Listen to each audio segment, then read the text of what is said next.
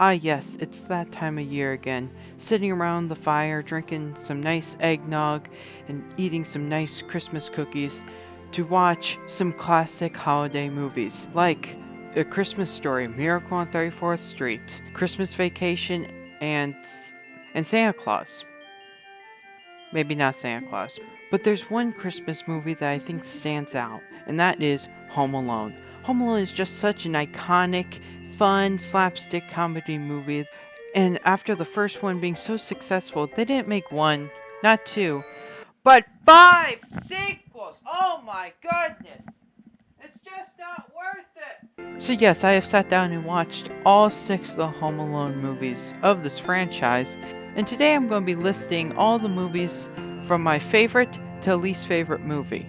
Each movie I'm going to give a rough overview of them, but my plan is to go into much more detail by doing a video for each movie. If you want to see something like that, go down and like the video. Please subscribe. If you have any other movies or movie series that you would want me to do this again with, leave it down in the comments below and I'd like to check it out. If you guys want to feel sad this holiday season and you want to watch all the Home Alones, well, you guys can go and do that by yourself. But if you want to, it's over on Disney Plus. FYI, I'm not being sponsored in any way by Disney Plus, but Disney, call me. Alright, ladies and gentlemen, after hours of crying and lots of therapy, let's get into this video. And I gotta tell you, it was perfect. Perfect. Everything, down to the last minute details. Home Alone 1 is such a great movie. You guys knew it was going to be at the top of this list, but it's just such an iconic and timeless movie that probably our kids or grandkids are going to be watching. This movie had a budget of only $18 million. Home Alone 1 was released in 1990, starring Macaulay Culkin along with Joe Pesci and Daniel Stern, with great actors, and not just great actors, great story writers and great directors, because this movie had Chris Columbus as its director. You might not recognize that name, but he's done a couple of big movies. You may have heard of a couple of these.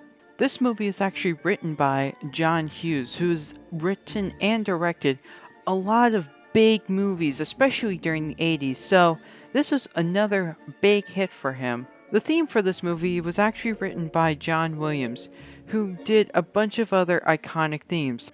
Now you might be asking yourself, Devin, why are you going into so much detail with some of these things? You'll find out later in this video why I'm telling you these things. This is such a fun movie to watch every year. You can even watch it twice a year and you'll still find it enjoyable every single time you watch it. This movie is one of the few movies I've ever watched that I could say is darn near perfection. From storyline to characters to plot twists to comedy, and such a great message in 1 and 2, but we'll talk about 2 in just a few minutes. Now, yes, every movie has a few parts that are not as great, but overall, this movie is darn near perfection, and I just love it so much. It's fun looking at a story like this from the perspective of a child, especially an 8-year-old child who thinks he's magically made his family disappear, and now he has the entire house to himself. It's fun watching the main protagonist's character arc in this movie and seeing how Kevin eventually realizes that family isn't so bad and that spending Christmas with some people that you find annoying sometimes is better than spending Christmas alone. It's fun watching how Kevin has a heartwarming talk with the old man. Another huge thing that really hits with Home Alone is Harry and Marv. Every time they're on screen, they just make you laugh. You have the sort of smart leader, then you have the stupid, goofy sidekick. And you'll see here in some of the following movies after this is that having the two villains that just perfectly bounce off of each other helps out the movie so much. It's not too complicated, nor is it too simplistic. And yes, they are really goofy and can be a little stupid at times. They aren't annoying.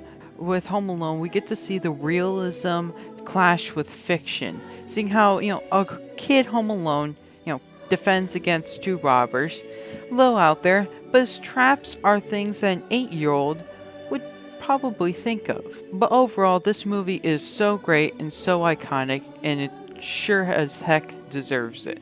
Now let's move on to the next one. There it is.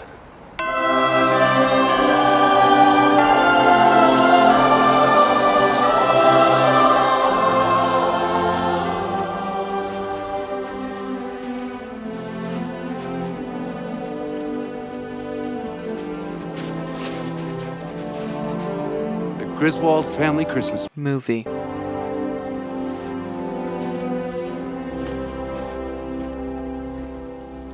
Isn't it a little big? Home Alone 2 is, in my opinion, very close to being number one. One of the things that holds it back is that not as many people see it, so it's not as popular. This movie came out in 1992 with a budget of $28 million and ended up making $360 million. For Home Alone 2, they kept for the majority the same cast and had the same director and writer doing this movie. And they actually got in a few more celebrities. And they even got Donald Trump, and this movie is pretty much based in his Plaza Hotel. So, there's definitely nothing going on between 20th Century Fox and Donald Trump. Right. Now, Home Alone 2 follows a lot of similar things to the first one with the storyline, but it is quite interesting seeing how this is like one of the only movies in the series where it doesn't really take place at Kevin's house. So it's fun to see that the traps are significantly different than any of the others of the series. A big thing I like about this movie over Home Alone is Harry and Marv. I think they focus a little more on Harry and Marv in this movie. They give them some funny dialogue and really have the characters bounce off each other even more, making them such a more iconic duo. And Marv gets pelted with a couple of bricks, so, it's a funny movie overall. There's also the bird lady. Is it as good as Home Alone?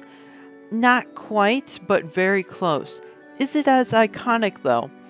Probably not, and I'm really disappointed that Home Alone 2 is not as popular and not as many people know or have watched it. It's cool to see how the message of 1 and 2 pretty similar, but they each hit the message in their own unique way, which makes it such a heartwarming movie to watch during the holiday season. Now, the series could have ended there and it would have made them just so much better, but the people at 20th Century Fox decided to go and screw with things and decided to go make another sequel. So, off we go.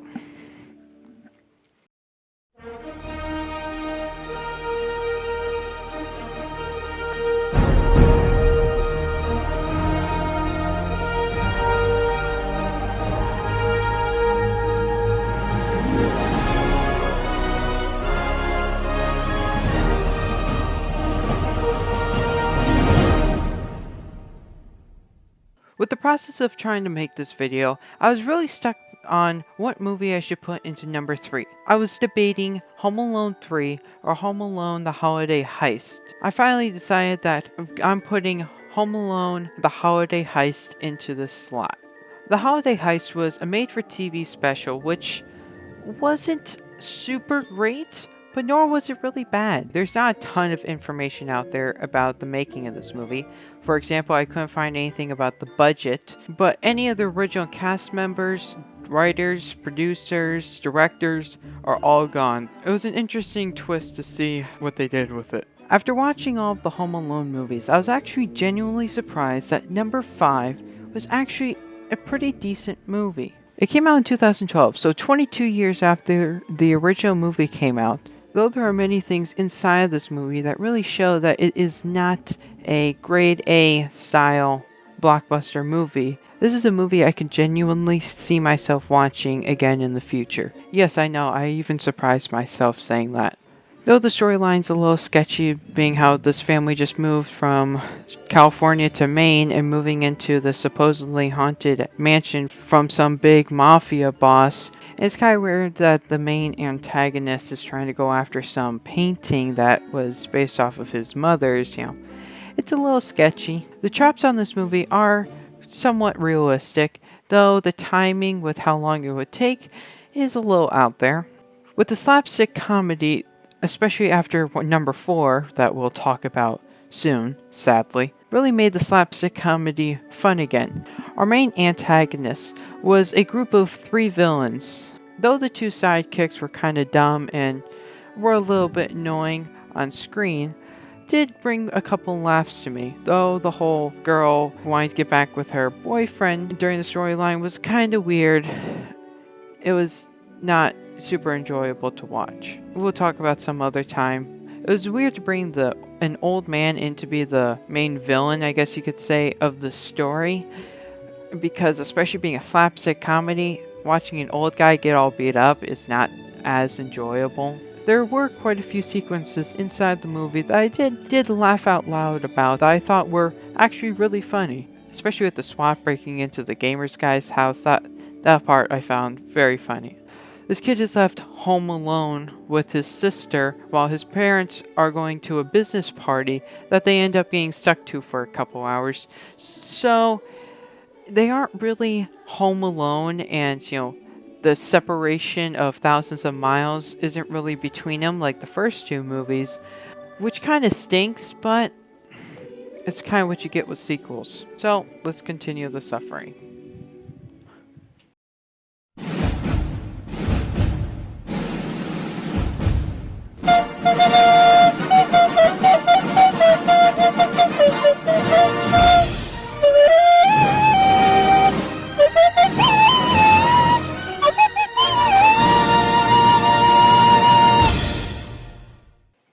Home Alone 3 was an interesting movie to watch. All of the original cast members had noped out of doing this movie. Actually, the director and producer said, yeah, heck no, screw this, we're not going to participate in this, we don't want this to ruin our reputation. That means John Hughes was the only person left with this movie. Now, I did a little research before actually watching the movie, and I had some high hopes that since John Hughes was going to be writing this movie, that it should at least still be somewhat decent, right? Wrong-o. So this movie came out in 1997, 5 years after Home Alone 2. So, most people thought, yeah, the series is done, okay, now we can go on to our normal lives. But no, it's not. This movie had a budget of $32 million. That means it had the biggest budget that's any of the other Home Alones had. They made about $70 million. So this is why I wanted to throw in the budget and actually how much they made, because there was a significant decrease in how much they made with this movie. With this movie, there aren't really any big names, except that Scarlett Johansson's in this, but this is when she wasn't as popular as she is nowadays. They had reached perfection with just 2 robbers in the first 2 movies, just bouncing off of each other so well.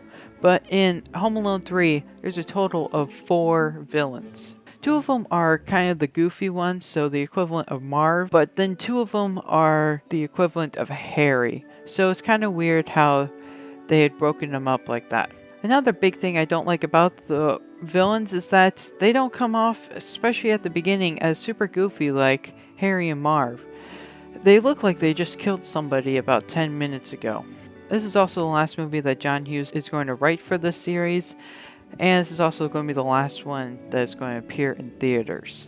The plot for this movie is actually kind of complicated for what's supposed to be a kids movie. This basically sums it up.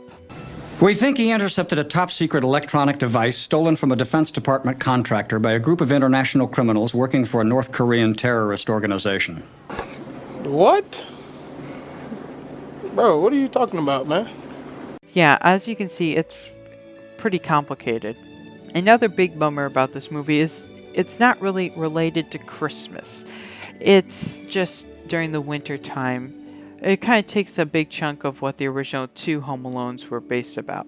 Now this kid is stuck home alone with the chicken pox while his family's all out at school and work, which really does not give the whole Home Alone vibes like the original 2, but there's no real funny parts with it.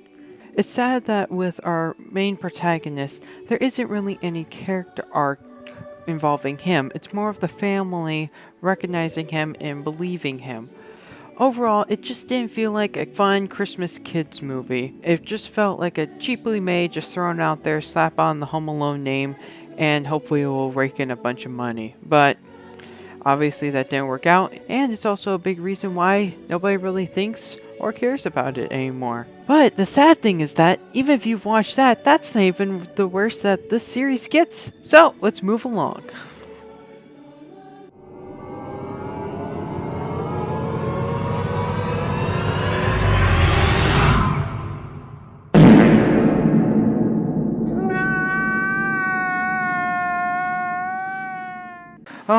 Oh my gosh. Alright. Home Sweet Home Alone came out in 2021, and yeah, it's really a bad movie. The only person from the cast I knew was Devin Ratray, who was, Buzz in the original movies. And it was kind of fun seeing how they tied in the McAllisters to the storyline with, Kevin having a home security business. But the movie overall was kind of stupid.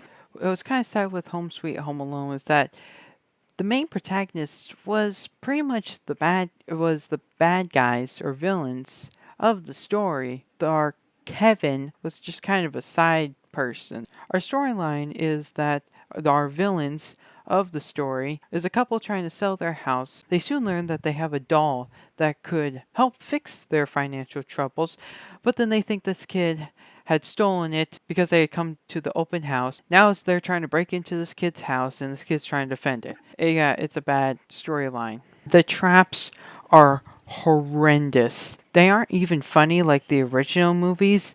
They're downright just gory. Like, I feel genuinely bad for the villains in this.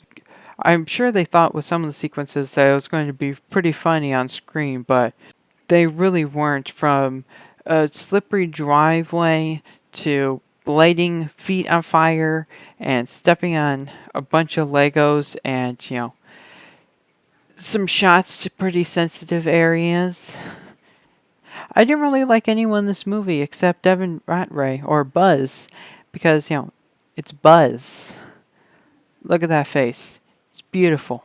There's a lot of mixed emotions with this movie, but it's not as bad as the final movie. No, God! No, God, please, no! No! No!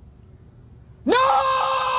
Home Alone 4 is a horrendous movie that should never have been made, but it was made anyway, so here we go. We get hit right off the bat with this family dealing with a divorce, and the dad is less than a year later going to marry some hot, rich chick, and Kevin.